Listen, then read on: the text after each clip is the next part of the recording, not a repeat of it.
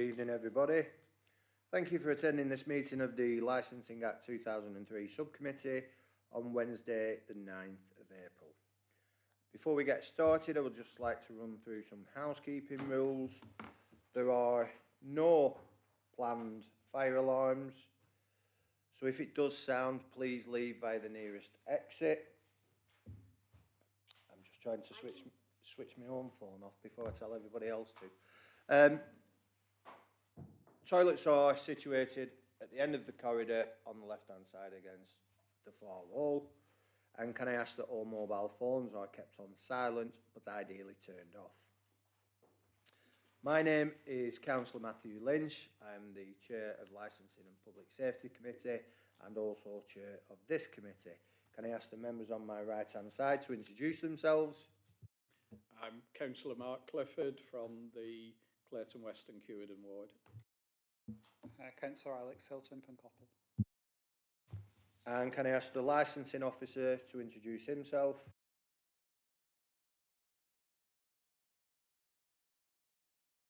Democratic Services Officer. Nina Niceberg, Democratic Services. The applicant and representative. Good start. Good evening, Stuart Gibson, a licence agent representing the applicant. Paul Rogers from the... And other persons. Andrea Prime. Thank you. And I will legal officer. Sushman Hay, solicitor on the legal team. And we also have an observer at the back of the room who I'll allow to introduce himself tonight. Thank you very much. I think you've all pretty much sorted out the fact that you need to speak via pressing the button. Just remember to switch it off once you have finished speaking. Thank you. The hearing will proceed as follows. Subcommittee to decide whether to allow person specified on Regulation 8 notice permission to speak.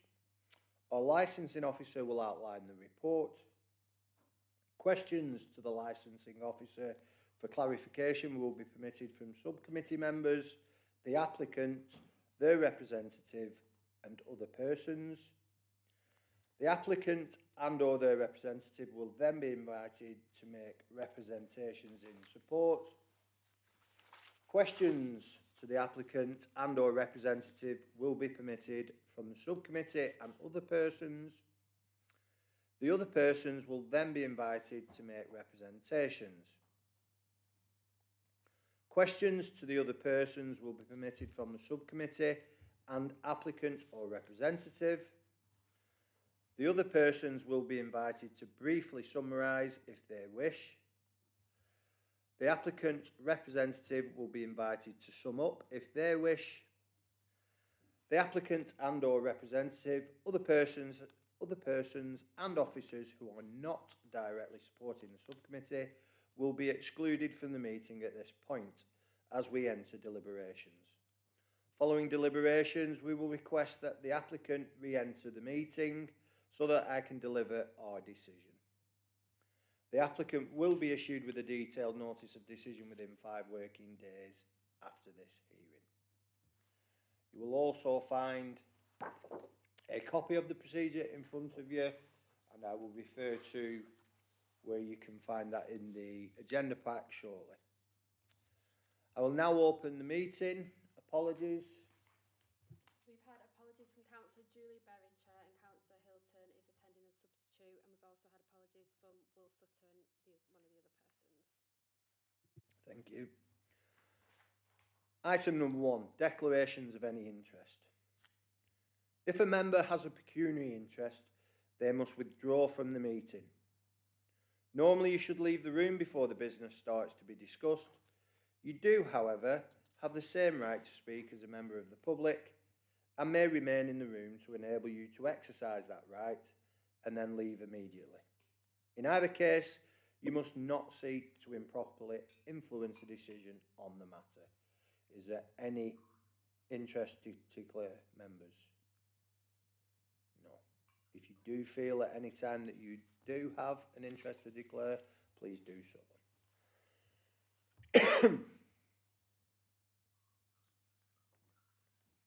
Item number 2, procedure. The procedure for the meeting has already been outlined. However, a copy of this can be found on pages 3 and 4 of the agenda. Item 3, subcommittee to decide whether to allow persons specified on Regulation 8 on Regulation 8 notice permission to speak. Members should note that permission should not be unduly withheld. Husband, are there any requests under Regulation 8? That makes that a little bit easier. Excuse me. Item 4, determination of application from a premises licence, kitchen tap room. Licensing officer, Usman, will you present this item? Thank you, Chair. Chair, this is to advise members of an application for a premises licence to be granted under Section 17 of the Licensing Act 2003. As mentioned, for the kitchen tap room, 11 to 13 Barnes, Wallace Way, Buxall Village, Chorley, to which relevant representations have been received. This is also to request that members determine the application in accordance with the provisions of the Licensing Act 2003. This report relates to the following strategic objectives: housing where residents can live well, an enterprising economy and vibrant local centres in urban and rural areas, a green and sustainable borough, healthy, safe and engaged communities. Members are reminded of the licensing objectives as follows: prevention of crime and disorder, public safety, prevention of public nuisance and protection of children from harm. Members are reminded that the duty of the licensing authority is to take steps necessary to promote the licensing objectives in the interest of the wider community and not those of the individual licence holder or applicants.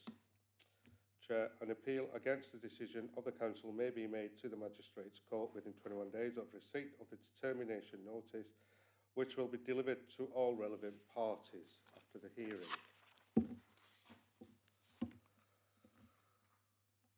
Legal considerations. Members must have regards to the following: the guidance issued under Section 182 of the Licensing Act 2003, in particular Section 9.31 to 9.44, may guide members.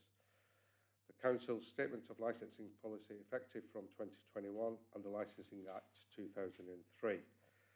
The application relates to a premises located on a street next door to a row of other business types in a residential area. There is a row of marked parking bays available for owners and customers opposite the premises. A location map is also appended as Appendix 1. The premises have previously been licensed for alcohol and late night refreshment issued by Chorley Council from 2011 until the licence lapsed on 5th of March 2024 for similar business types. On the 13th of February 2025, an application for a premises licence in respect of kitchen tap room, 11 to 13 Barnes Wallace Way, Buxall Village, Chorley, PR7 7JA, was made by Home BV Limited. A copy of this application form is also appended as Appendix 2. The application seeks to authorise the following licensable activities: provision of late night refreshment Monday to Saturday, 11 p.m, which is 2300 hours to 11:30 hours, and supply of alcohol Monday to Saturday 9 a.m. to 11:30 p.m. and Sunday 9 a.m. to 10:30 p.m. The subcommittee will note that the provision of late night refreshment is only a licensable activity between the hours of 2300 hours and 0500 hours a.m. in the morning. An authorisation under the Licensing Act 2003 is not required to sell hot food or drinks outside of these hours. Section 18 of the application sets out the steps the applicant intends to take to promote the licensing objectives. Going on to Section 13, advertisement of the application and relevant representation. The application was advertised in accordance with the regulation in that notices were displayed. at the premises for the whole 28-day consultation period. A notice was posted in the local newspaper and the application has been published on the council's website. On the 10th of March 2025, a representation was received from Ms Andrea Prime of 40 Barnes Wallis Way, Buckshaw Village. This representation relates to the prevention of crime and prevention of public nuisance objective and is also appended at Appendix 3. On 11th of March 2025, a representation was also received from Mr William Sutton of 1 Byers Walk, but also Buckshaw Village. This representation relates again to the prevention of public nuisance objective and is also appended at Appendix 4.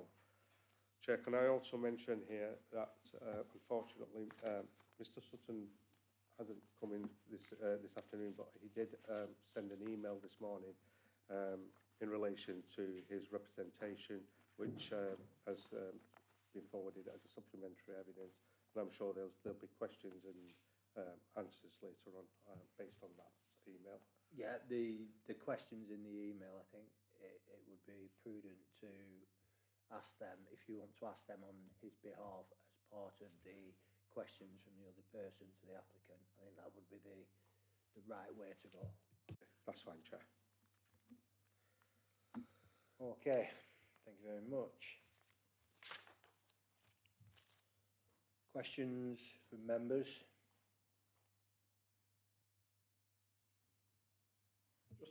Thank you, Chair. Just a clarification that basically the supplementary letter does point out some issues in that. So I was going to raise them just as a query, but if they're going to be raised anyway, then at the moment I don't have any further questions at this time.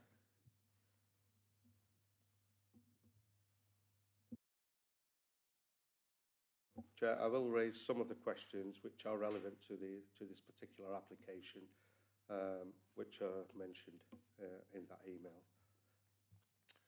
Okay. Couple of questions. The proposed licensable hours, would that, in your knowledge, would that make this premises, would be their last destination in Buckshaw for drinking, or are there premises within the locality that have similar or even later licensing hours? Chair, on that matter, I've not really looked into it, but looking at in the vicinity, I couldn't find any alcohol premises nearby. I mean, not. I think the Warhorse is round the corner, isn't it? Just while we're going on with other. I haven't looked at those licensable hours. Have you got access to them? I'll have a look. I'll give you. Don't worry, you can tell us at the end. I'll give you a bit of time to have a look. I'm just. It's a path of inquiry that I want to go down, and to see whether what we're actually potentially licensing is the last drinking destination for the village. Yeah. Okay. I'll Thank you look very into that, much. Chair. Thank you. Any questions for licensing officer? Just one, thank you, Chair, and I'll phrase it as a question. Is there any reason why myself or the applicant were not sent a copy of the supplementary evidence that came in this morning? It's my understanding that we should be able to see any supplementary evidence that's added to a licence, and if we haven't, then it should be disregarded from the application or the hearings this evening.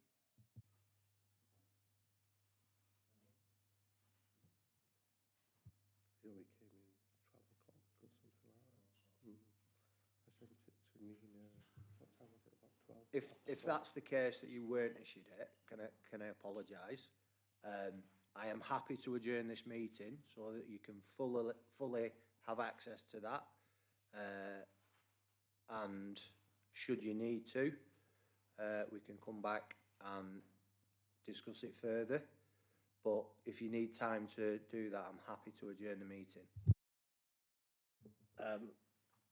Mr. Rogers, I understand, is not keen. When you talk about adjournment, he's not keen to adjourn to a future date. No, If no. you give us I a little mean, bit of time I just to can see give the you. email, Yeah, I I can think give that you would be fair.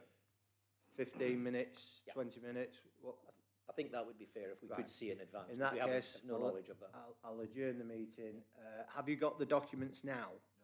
Right, I will adjourn the meeting, we will get them, and I will give you a good piece of time to go over those.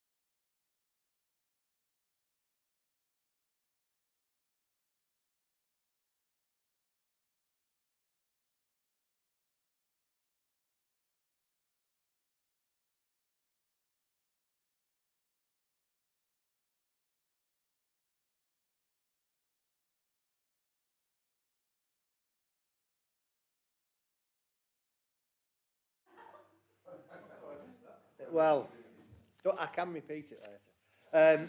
Right, thank you very much. We will resume the meeting.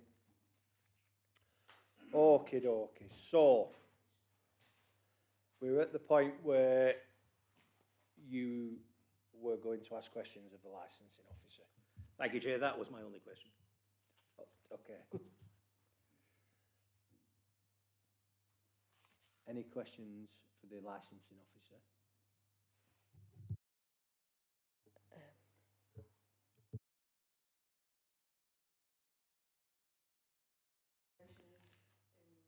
Is there anything you'd like point of clarity on? That's all. I've put in my objection, that's all. So nothing new? No, Then can I ask you to make your representations to the committee? Thank you, Chair. Good evening, everybody. As you've heard from the licensing officer, this is when you strip it back, this is a fairly simple application for what is predominantly a restaurant that is looking to be permitted for the sale of alcohol from 9 till 23:30 Monday to Saturday, 22:30 on a Sunday. And they're also, as you've heard, looking therefore for late night refreshment for that extra 30 minutes on Monday to Saturday because the law dictates that they do so. There is no request at all, as you will see in the application, for regulated entertainment. Quite simply because anything that is to take place on the premises will cease by 2300 hours. There's nothing going to go beyond that. So there's no need for regulated entertainment to be applied for, as your legal advisor will assist in, as long as the premises has a license to sell alcohol and there's less than 500 people in attendance at any one time. So that is the reason for the application, and that is why certain activities have been applied for and others haven't. What you have, the other point to point out, Chair, is the doors will be locked 30 minutes after the end of licensable activities. So Monday to Saturday midnight and Sunday 2300 hours, the doors will be closed. What you have before you here today is Mr. Rogers. He's an experienced licensee, currently operates a licensed premises, and as you've heard quite rightly from the officer, is this premises itself has been licensed for the past 13 years. In 2024, the license lapsed due to, I think, financial issues with the previous owners. But previously, for a period of 13 years, these premises were indeed licensed for the sale of alcohol. As I'm sure we'll get into as the evening progresses, the objections you have before you this evening centre basically around noise. There's very little there there's nothing regarding protection of children, there's nothing really regarding crime and disorder or public safety, but it all seems to be regarding noise to the premises. But it's worth pointing out that we have no police objection.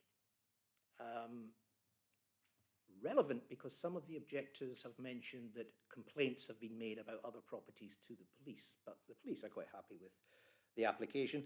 And more in terms of the prevention of public nuisance, the environmental health officer has not objected either. In fact, none of the responsible authorities have raised any concerns whatsoever with this application, and I think that should take some weight in your decision making this evening. The responsible authorities, who are experienced authorities in these kind of matters, are perfectly happy with this application. Which leaves us with an issue here in terms of the prevention of public nuisance, because as it's not a licensable activity, and your legal advisor will no doubt back me up on this, it's not something that can be conditioned should you grant the license, because it's not enforceable. There's nothing to enforce if it isn't a licensable activity.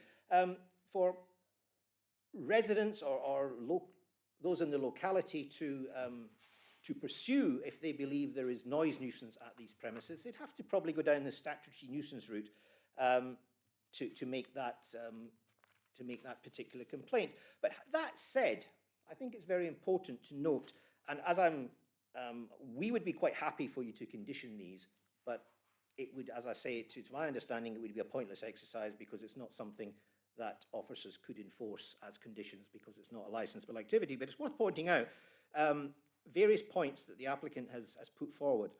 The venue, as he's taking over, is now soundproofed. It wasn't before. But he has, in his renovations, has soundproofed the premises to limit noise escape from the business. It now has air conditioning and hot air heating installed. Again, previously it did not. And that's important, Chair, because that means that should there be any kind of light entertainment taking place, albeit up to 11 o'clock, the doors and the windows can be closed, except for access and egress, and without any risk of harm to people passing out because of the heat or so forth, because it's fully air conditioned, and that can be done. As I've said earlier, there will be no music after 2300 hours.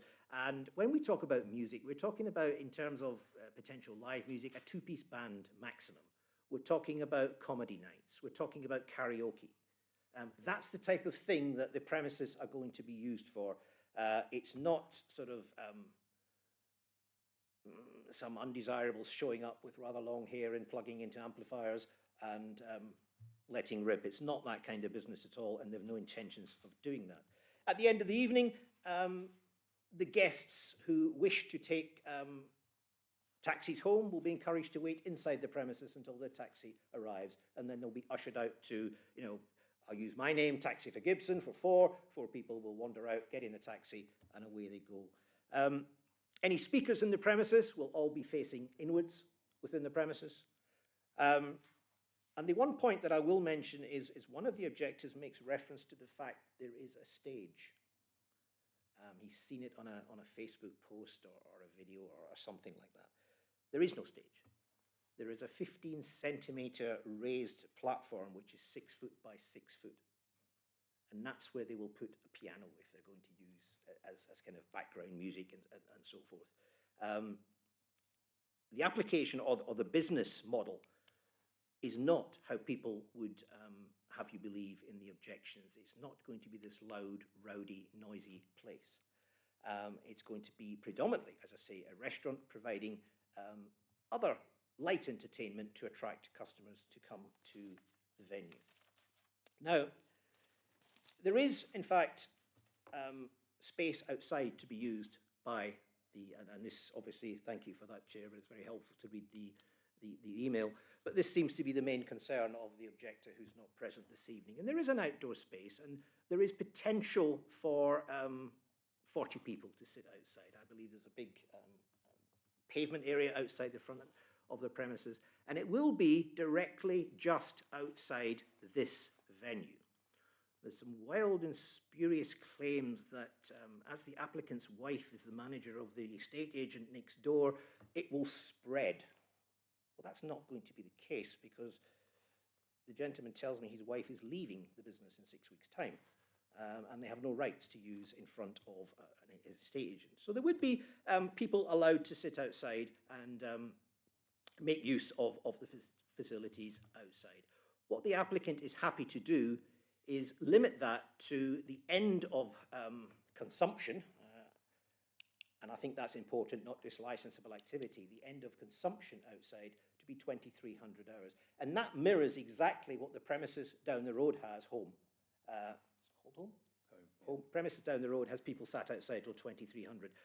Therefore, I see no benefit in saying to these premises, you have to finish earlier in the evening, because there's already a premises there till 2300, causing no issues whatsoever. So although the licensable activity will continue to 23:30 indoors, which means people can consume up until midnight, outside will cease at 2300. Chair, I think that's probably what we have to say for now. Both myself and the applicant are happy to take questions. I will mention also food sold in the restaurant. There is also a takeaway service going to be available as well for customers to come and pick up food to take home. And the light entertainment, I have explained to you what it is likely to be. But that is the application. I said right at the beginning, it's a fairly simple, straightforward application that's been made complicated by other issues that aren't necessarily relevant. There are assumptions being made that are not really what's going to happen with this business. But I'm here to take questions, as is Mr. Rogers. But thank you for your time.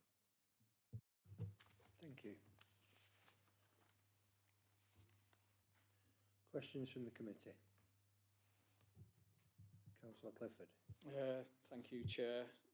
Yeah, just a few, so just so I can get an idea of the business, really. The name, you've got a tap room. Now, I've been to many a tap room. they're not usually restaurants. I'm just trying to get the idea of the restaurant, the takeaway, tap room. Tap rooms are usually predominantly. So can I just explain to you? I currently have 2 licenses. I own 2 businesses already, one in West Orton and one in Home. Home is one of the top 3 places in Lancashire to eat as a destination.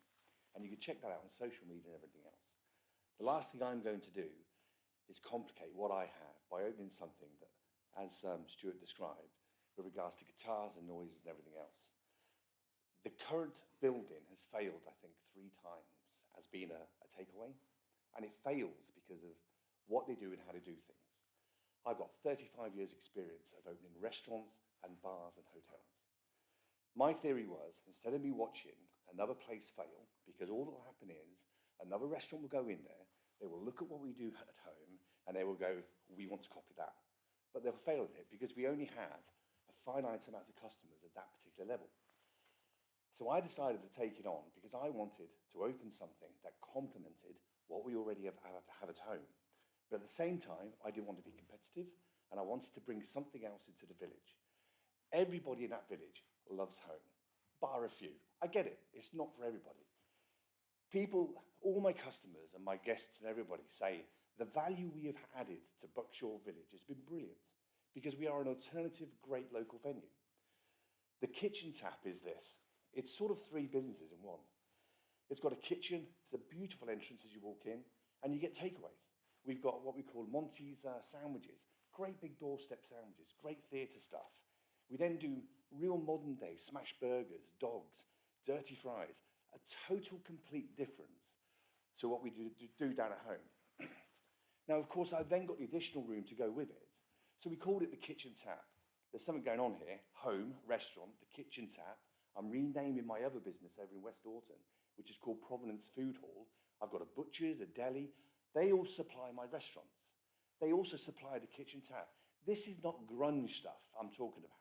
This is really good, medium level to high end, alternative food and drink. So the idea is, we have the kitchen, you can go in there by day from 9 AM in the morning, get the most incredible breakfast barmed, the most wonderful sandwiches, fantastic burgers that are done as though you were in the middle of Manchester City. And that's what we've always achieved. The next thing is the tap room. So the tap room is a very intense, small room, and it's basically got high tops, low tops. It's got small tables with chess sets on them because I want to attract one of the fastest growing games of youngsters, which is the chess. We've also got incredible imagery up on wall. You'll see it if you ever follow social soon because we'll launch it all. So the idea is, on the back of the kitchen wall, where we do all this takeaway food, I've got 10 taps, silver taps. I've got Rivington Brewery on them, I've got Hotworks on them, and we've also got some mainstays from like Munich bars, for instance. So I've got a wonderful range. I haven't got Foster's, I haven't got Carling or anything like that. This is proper beer for proper people in the local areas, accompanied with a style of food that everybody loves to eat, the street food style. So they can go into the tap room, sit down, order on an app, or they can come to the bar or the kitchen side and order it from there. Where I've had a kitchen obviously fully completed out that will then service both the businesses. So that's where the restaurant kicks in. Midweek, everybody does takeaways. Restaurants at this moment in time are struggling midweek. On your Fridays and your Saturdays and even your Sunday lunches, which we are super busy with, it's that midweek market. I cannot make a business work nowadays for just a restaurant for 7 days. It's impossible. And you can see that with all the stats that are closing and everything else. So the theory was that that's what we do. And also, everybody wants now a bit of extra when they're coming to you on the Fridays and the Saturdays. Everybody loves doing the quiz nights. And so you go to pubs nowadays on Wednesdays and Thursdays, they're full of quiz nights, chess games, and all of this. So that's what we're trying to do. And the word kitchen tap is a modern take of not the old gentry tap room with the big beer glasses and the dimple stuff and everything else and the hand pumps. It's nothing like that. It's just it's a play on words with regards to what I'm achieving. And if you follow my socials, and you'll see everybody, I operate below a massive block of apartments.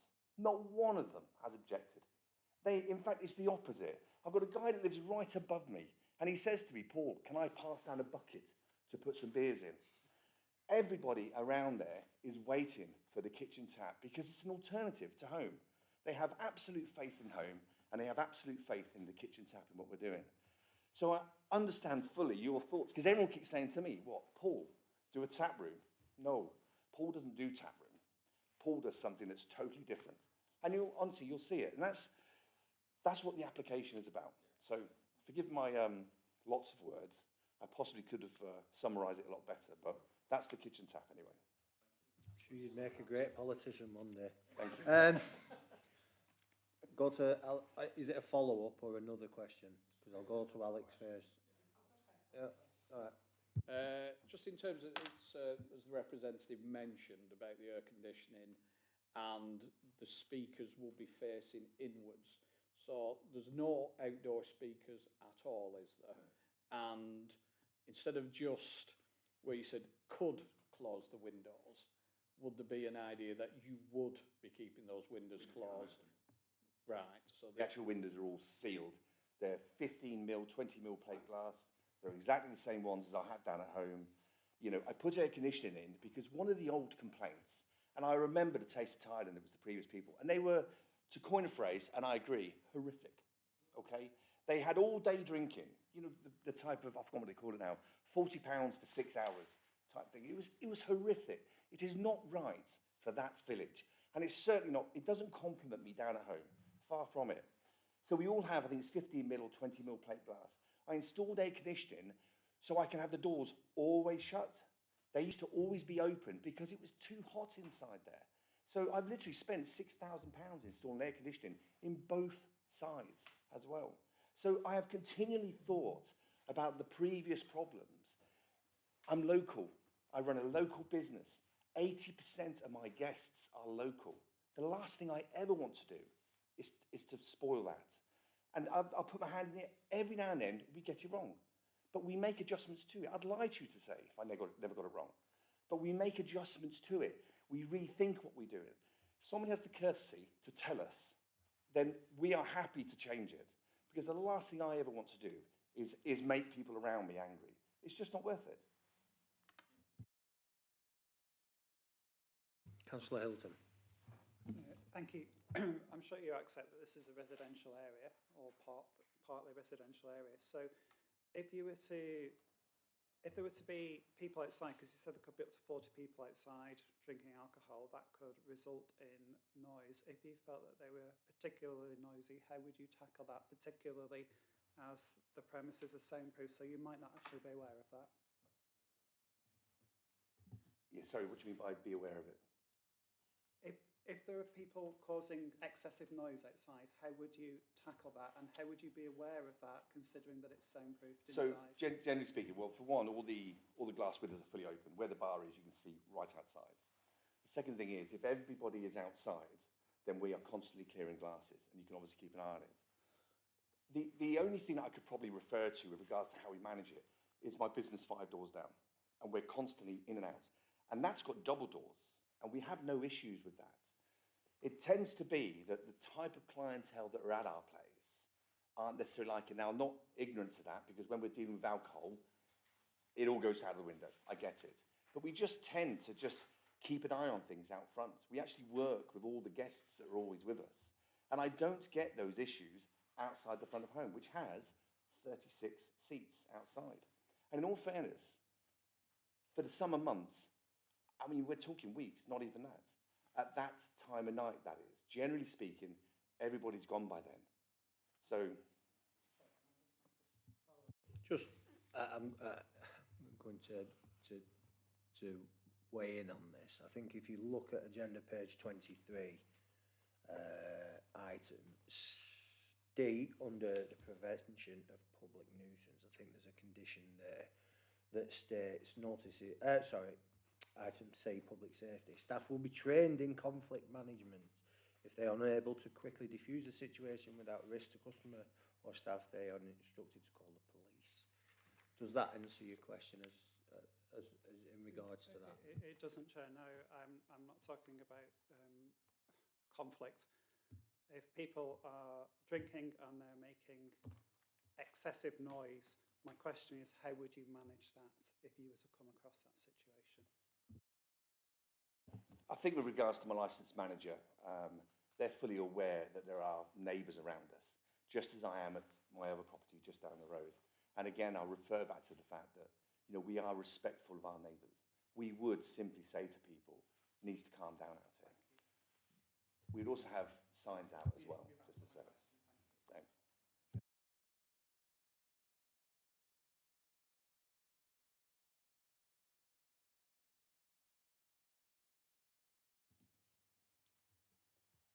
It isn't offered, Chair, but happy to add it as a condition if you see fit.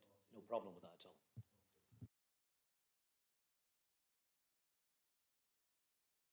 To the work that you've already undertaken, you refer to soundproofing, you refer to the air conditioning, etc., etc. You haven't got anything that automatically shuts sound equipment off if it goes over a decibel level, have you? Right. Okay, thank you very much.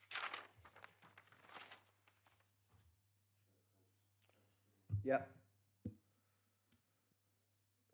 Do you have any procedure or plans drawn up for smoking area on site, like outside or behind the premises? Thank you for the question. It's one of the things we was discussing when we were through the room there, because it is one of the points that's been mentioned in the email we saw recently. It seems to me a little bit churlish to say, well, we have potential of 40 people to be sat down outside, but if you want to smoke, you've actually got to get up from the table that you're sat in outside and go and stand over there like a naughty boy and smoke, and then come back and sit down. What tends to happen, and I think what Paul is concluded to, is if people are inside and they want to smoke, they will go outside and sit at a table and have their cigarette and then come back inside. Again, Chair, as ever is the case with these, it's a matter for yourselves. If you wished the applicant to set up a separate smoking area, then he'd be happy to do so. But in this case, I don't really see it's necessary, given that we have that amount of seating outside, that people can go outside and sit. Usually these smoking areas are in place for internal pubs where people want to go out and smoke, so they have to be controlled because there's nothing else going on outside. So you, as a publican or staff, need to know where the people smoking are, and you need to restrict the numbers, because if you allow loads of people to go outside and smoke, you start causing nuisance to surrounding premises that don't have any outside, there's no outside noise at all. Paul? Can I just also add, in all my years of experience of running places, if you tell people to go and stand somewhere that's 4 meters away, it causes more conflict than it does just letting them be and managing the noise levels. If you're on about people being outside, it's actually not fair on my team to try and police and say to somebody who is sat 3 meters away, wherever you want the designated area, to ask them to go and stand there. So we just work with them. But again, if the noise levels are high, it's our responsibility to ensure that it comes back down again, especially the later on at night part. Okay. Go on. Will you be able to just add up and tell me the total number of people you expect inside and outside your premises? Inside, we're looking at 70 seats, plus 30 standing, plus about 10 employees in tops, which is obviously some in back of house and front of house. And outside? Well, outside, there'll be 40 less inside and 40 outside. So in other words, it'll still be the same number. I'm not looking at doing 110 people inside and 40 people outside. It's just not built like that. That's not what I'm applying for. Okay, so how are you going to manage that? So if there's 40 people outside, there'd be 30 seats inside, is that what you're saying? Yeah. And it's 10 70 seats in total, and it's split between inside and outside on any particular day. Yeah, but how will that be managed? In the way of, will all 110 people, employees, all go outside? Is that what you're No, saying? no. All I I'm think what saying, the officer's saying is are you pre-booking? If you get a crowd that turns up and it takes it over that, and you've got 40 people, but it looks like you've got space inside. When I go to a premises, if it looks half empty inside, I'll go in. Are you going to refuse people that do that? Yeah, or- sorry, absolutely.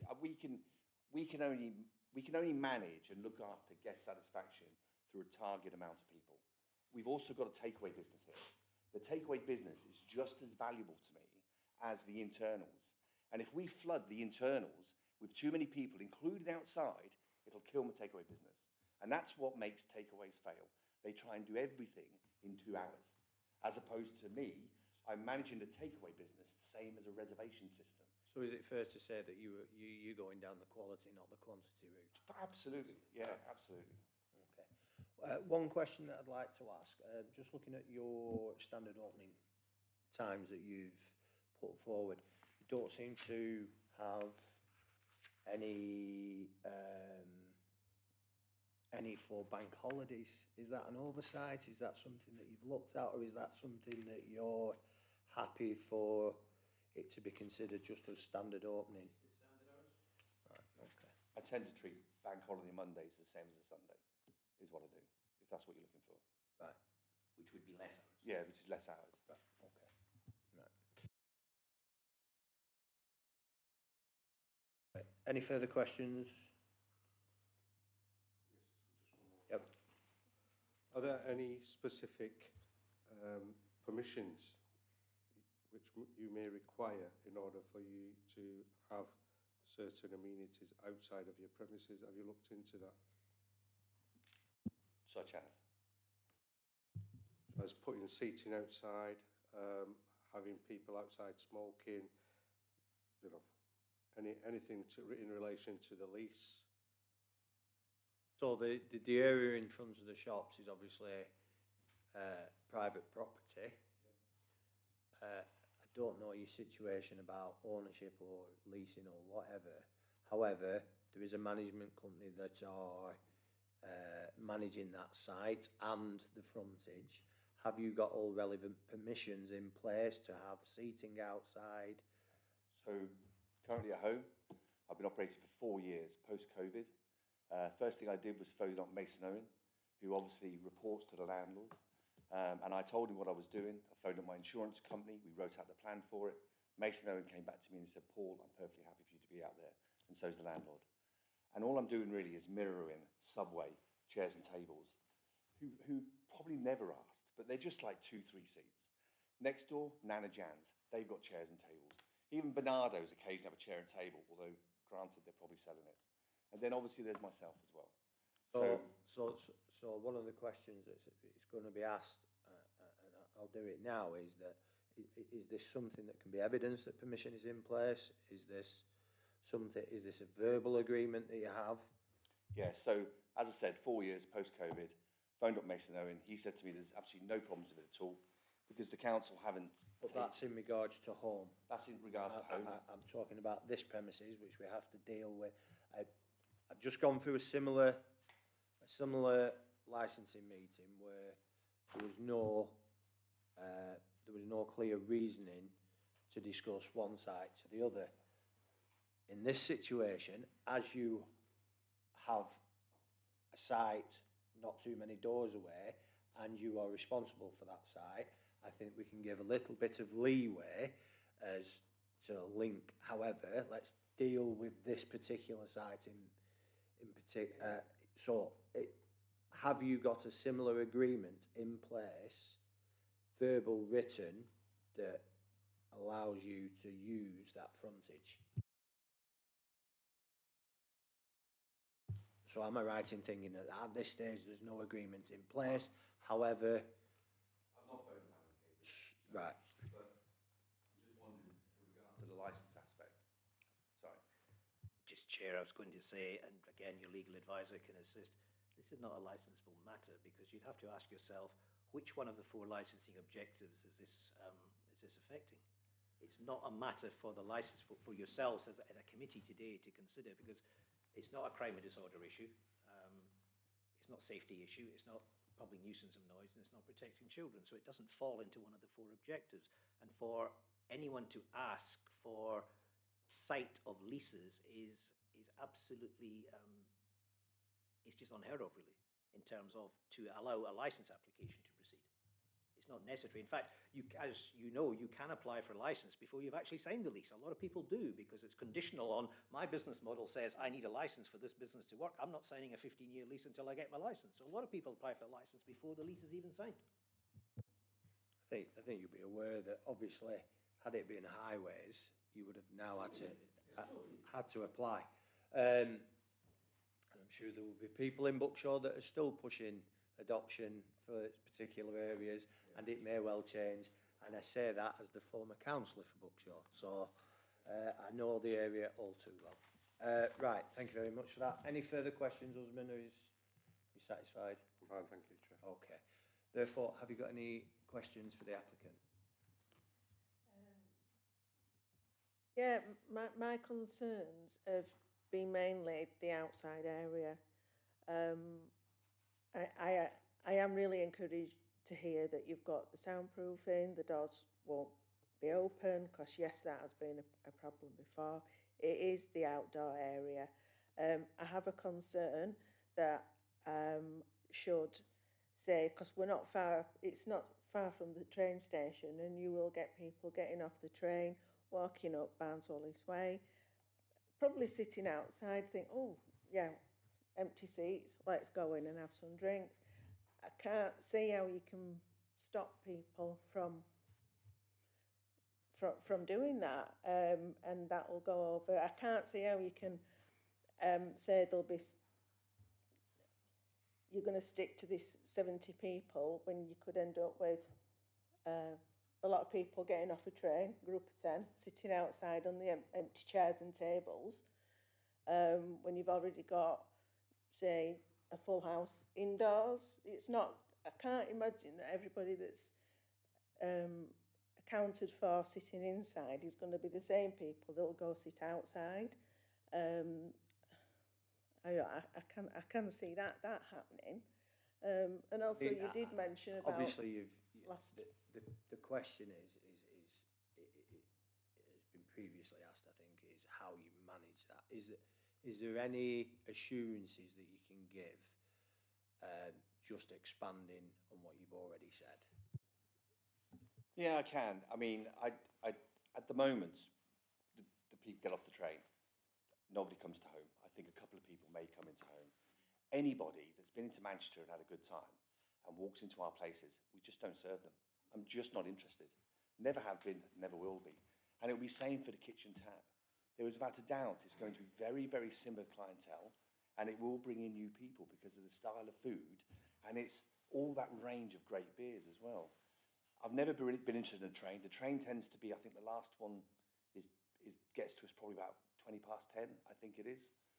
And then they generally just walk into Buckshaw Village. These are people who've been in Manchester, they've had dinner, been to the theatre and things like that. Every now and then you will get a couple of blokes that will be heading towards the War Horse, you know, for the last orders. But the War Horse is a totally different offering to what I'm doing. The price determines that, and the clientele that we always attract in our businesses will also determine it.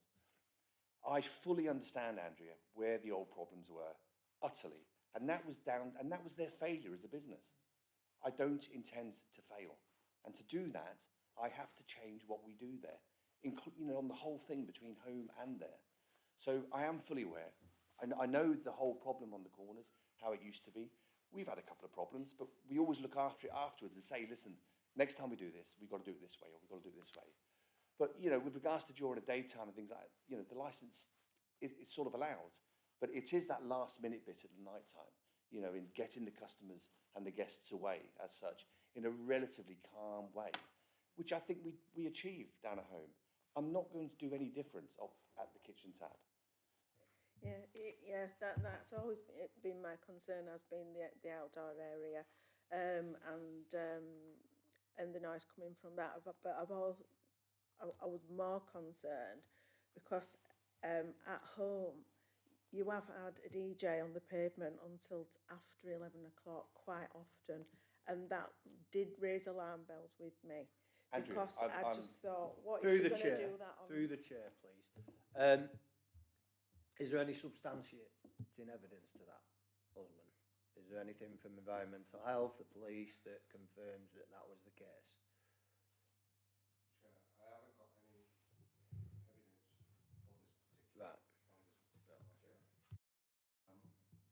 Go on, I'll allow you to respond. I will not have a DJ on that outside street area past 11. Absolutely no chance. I have to respect everybody that lives upstairs to our building, who use my premises. There's people up there with families, and we've got to respect that. I have never, ever had a DJ outside that place past 11 o'clock at night. I've Never. got a video. Okay. Because Through the of chair, the problems, you can't complain without evidence, and so that's why I have recorded it in the past. Of- Yeah. Again, I understand that as you are in charge of both sides, I will allow a little bit of leeway. As it's in the same area, as it's under the same management, I will allow a little bit of leeway. However, if there's a complaint over a specific point, I will say the exact same as I said to the officer the other evening, and that is there is a mechanism in place to deal with incidents from that particular venue. That has ripples on everything else, however, that needs to be dealt with there. The fact that nothing has come before me or this committee apart from that venue, at the moment, I think it's better to park that for now, and let's look at what's being said about the current application, and we will judge it on what we see before us. Is that fair enough? Yeah, However, I didn't want to. However, I've heard your comments, I've heard your comments. It sounds to me like there can be some constructive, collaborative working with the venue and local residents, i.e. if there is a problem, a phone call, and then it is managed, which is not unreasonable in today's society. So, Yeah, could I just assist in perhaps answering the concern of the objector? You've already heard from Mr. Rogers earlier on this evening that there will be no outside speakers. It was in response, I think, to the question from yourself. I think you asked the question. He's already confirmed in this committee there are to be no outside speakers. So I think the fear is unfounded in this case. noted. Right. Any further follow-up questions?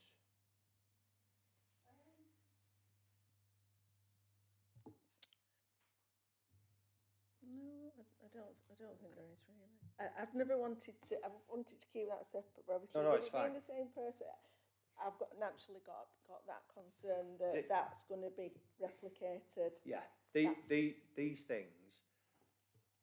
These things are often quite easy to group together. But as a committee, we have to make a decision on the information given for the particular premises at the time. I think it's only right, it's only fair. As I've said previously, I will give a little bit of weight to the fact that because it is so close to the other premises, because it is managed by the same people, I will add a little bit of weight to that. However, as we have no evidence from that other premises, then we can only go off what we see here. Is that fair? Okay. Yeah, that's Husband, fine. before you go on to the questions from the other person, is it? Did you want to follow up, or are you going to go through the list? No, a lot of the questions on the list have been answered, Chair. Right. It's partially from the list, but it's something that's actually with regards to the application Right. and the outside Continue then. seating. Yeah, thank you, Chair. Yeah, Mr. Rogers, just for clarity, I know a plan was submitted with the application, and now it's all been clarified that there's going to be a substantial amount of people outside. On the plans, they don't seem to show anything on there to suggest that there's outside seating. Is there a reason for that? Because I haven't planned it yet. I've never raised outdoor seating. It wasn't something that right now, as part of my business plan, opening the kitchen tab, was part of it. Okay, so will there be a variation being subject to the plans being, a new set of plans being drawn up? There are two ways of dealing with this. One, you could go down the full variation route, I guess. But secondly, you could treat this as pubs treat beer gardens, and covered off sales have been applied for in this. So as long as the appropriation of contract takes place inside the licensable area, people would then be permitted to take their drinks off the premises, which is outside the front. It's not highways land. It's private land. Take the drinks outside. I think we're dealing with outside seating area here, and I think it will be like in a way of a full variation. In so much as you go into beer gardens in a pub and they have outside seating as well, and they're not treated as full variations. That's irrelevant. I don't think it is. Not in this case. It'd be a matter for your legal advisor.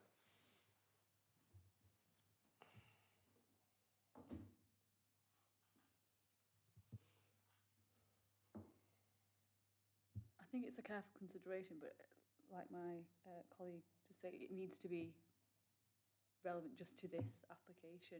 You can't be obviously subjecting it to other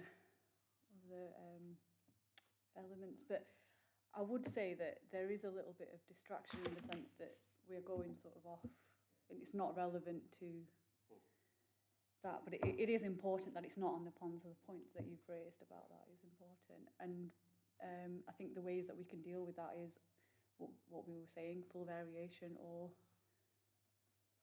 Chair, my point being is because a lot of the objection in relation to this application relates to noise indoors and outdoors. Now, what the applicant has suggested that there's not going to be any speakers outside.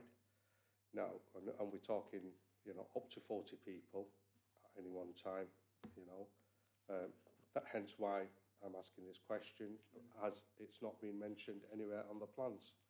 And in relation to that, conditional-wise, is there going to be any different conditions or additional conditions when the variation is submitted? Would you like to answer that? Okay, let's go back to the beginning. The application was submitted for a restaurant indoors. First, you have been made aware, or the licensing authority have been made aware of any outdoor seating, was when the objectors raised it. Mr. Rogers has never said in the application stage, So for we're going to have clarity- outdoor seating. He's responding to questions that say just- outdoor seating, and may well do in the future, but it's not something he's got. So let's be clear then, so the committee fully understands the decision that they are going to make. The consideration is only for indoor dining alcohol sales. At this stage, no, even though you may have aspirations, hopes, whatever, the outdoor side of it is not for discussion today. However, as you stated, we've discussed it because there are objections referred to it. You have tried to alleviate those concerns. However, the committee is only to decide on the indoor licensable activities, correct? Sorry, I just want to make sure here. Hang on, I've asked a question. I think it's fair to get an answer first and then... Sorry, Go John, ahead. do you want to answer? No, You're correct. I mean, I've submitted a licence for all of the indoors. Having outside seating is part of the plan. But a point I just wanted to make out was to then apply for a full variation of licence for outside of, I just don't get. If I was to apply for I think what we'll do yeah, is after the it's decision... for another... Yeah, okay, sorry, it's an sorry, offline sorry. discussion for yourselves, your agent, the licensing officers to have outside of this room, outside, and if it needs to come back to committee, it'll come back to committee. If nothing else, my officers constantly tell me to trust the process. Therefore, we will take a decision on what's in the papers. Is that fair? Okay?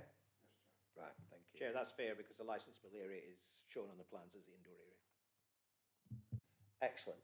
Any other outstanding questions, clarity, concerns from the other person? No, Chair, that's fine, thank you. Okay, thank you very much.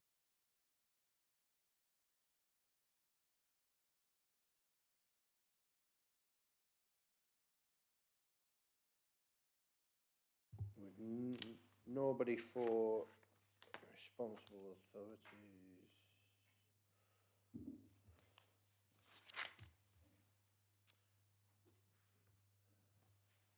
Is there any representation you want to make at this stage?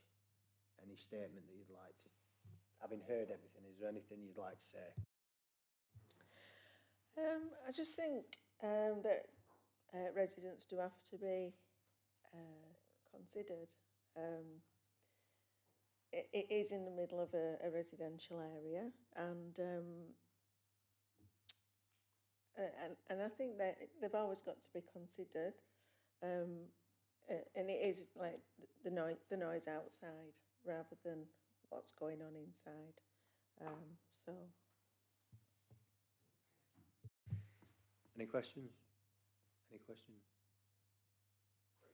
To the, yeah. Yeah. So when that whole area was built, it was built as a dual purpose of residential and businesses, offering businesses licenses to actually sell liquor. The whole area originally was supposed to be pedestrianised with all artisan bakers, all artisan coffee shops, liquor licenses and everything else. That was the destination of that place. So it's not just about the residential side, but I equally agree that the businesses that are there have got to be very thoughtful about what they're doing, but equally as well, all those businesses are supporting, you know, local community, revenues, employment, and everything to go with it. We can't just all be the same. Otherwise, you won't have anything down that street. No, I think what you are doing there, Paul, is brilliant. It's making it a classy place, you know, home. It does look a really nice place, and what you're trying to do is fantastic, and I've got absolutely no problem with that at all. You're making it a nice, you know, classy area. So I've got no problems with that. What you're doing at all. I think we're getting into more of a discussion. Okay. Is there any other points you just wish to make at this stage? Are you happy? No. Okay.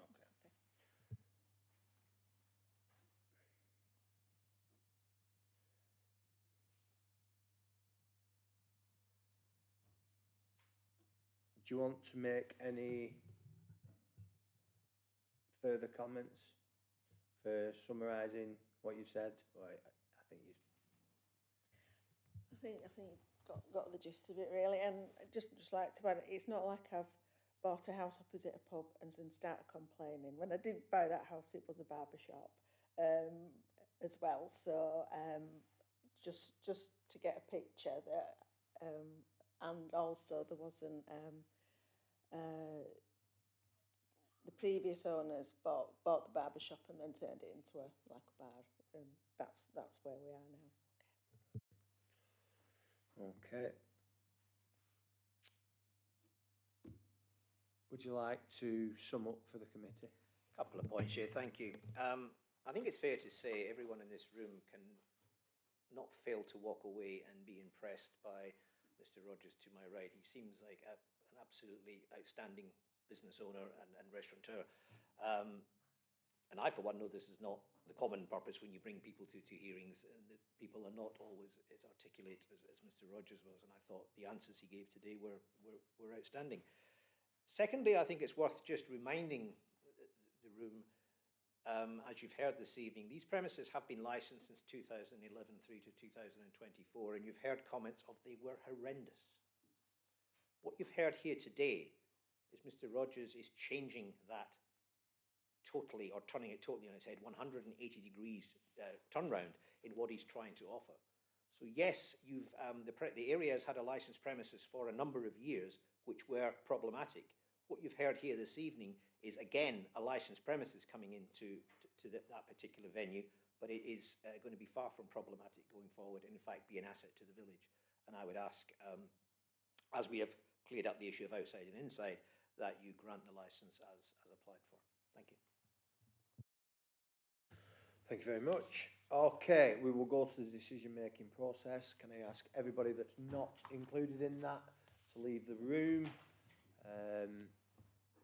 You can go and sit in the waiting area should you wish.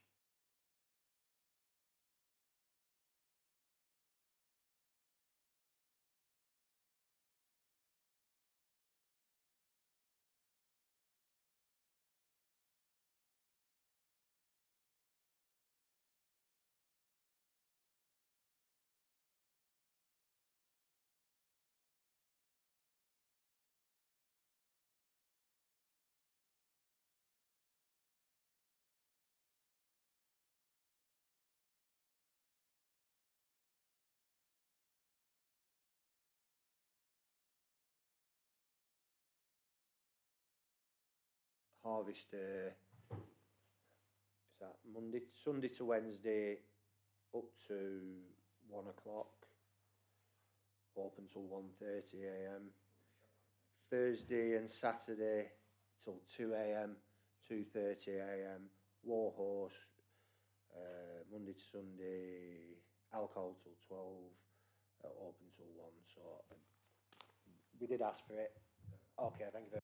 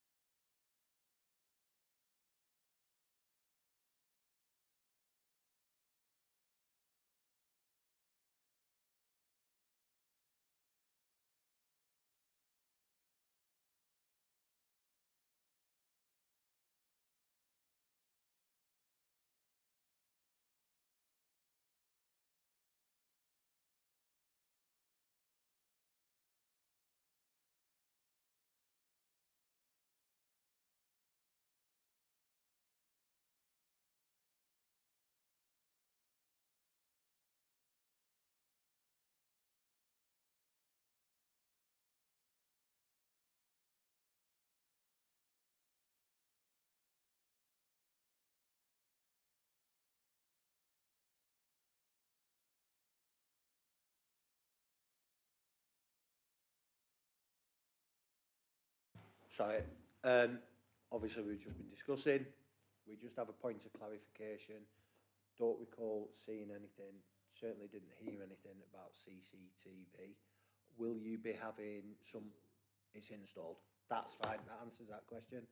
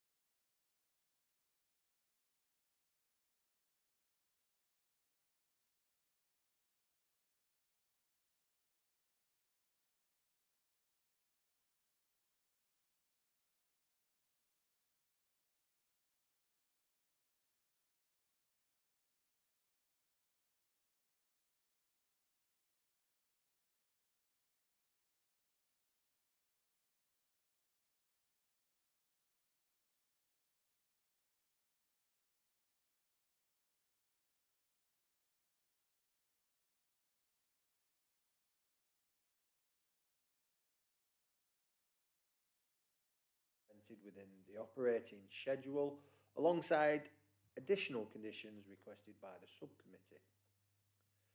Subcommittee found there to be a lack of evidence to suggest the 4 licensing objectives would not be upheld if this application was granted. The applicant provides a comprehensive level of training to their staff, inclusive of Challenge 25. The applicant made several adjustments to the premises, such as soundproofing the inside of the premises and installing air conditioning unit, which would enable windows to be closed, assisting with abating any noise from the premises. To encourage collaborative working with local residents, the applicant will create and maintain a complaints/incident log to be kept updated at all times and made available for all relevant authorities upon request. That's decision of committee. You do, however, have the right to appeal the decision to the Magistrates Court within 21 days. Thank you very much. Item 4 of the agenda, any urgent business previously agreed with the chair. I have none, therefore can I thank everybody for their attendance and wish you a safe journey wherever you may be going.